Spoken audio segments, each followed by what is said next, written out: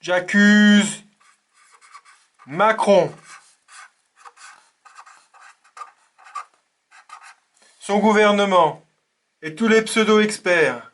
Et je demande qu'ils soient jugés par les Français pour les conséquences de leurs actes.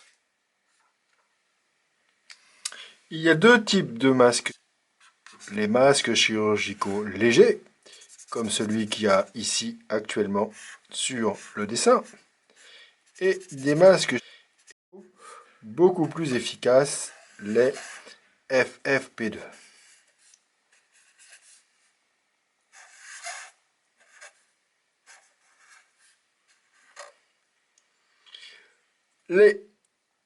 Ils ont des propriétés différentes, voyez-vous.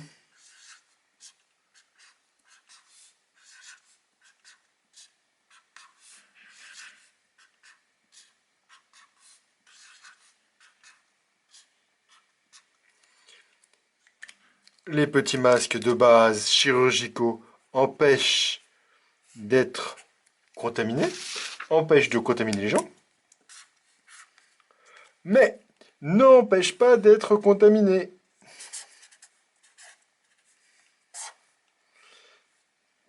Les masques de l'autre type empêchent à la fois d'être contaminés et de contaminer.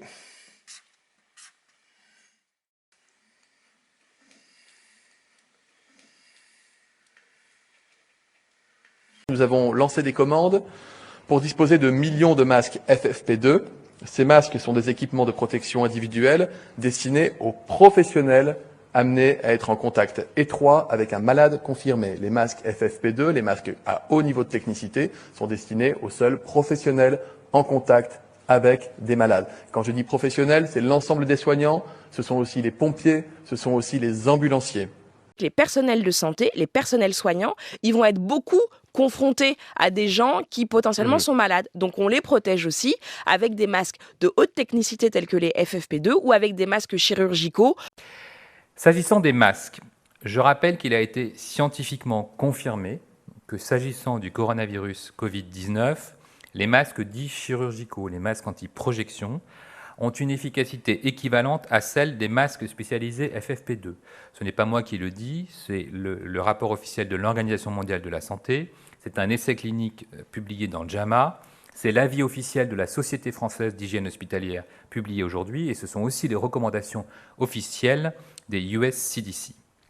Ces masques P2 doivent être strictement réservés à l'usage des professionnels hospitaliers. Je pense que maintenant le message est très clair de l'OMS, des US CDC et de la Société française d'hygiène hospitalière. On doit utiliser des masques chirurgicaux et maintenant je crois qu'il n'y a plus de débat. Ce d'autant, je vous rappelle que nous avons cette double barrière qui est celle que l'on propose aux malades qui toussent, qui est symptomatique et qui, là, lui, a vraiment besoin d'un masque anti-projection, et le masque de protection qu'on propose, le masque chirurgical, au professionnel de santé qui gère ce malade.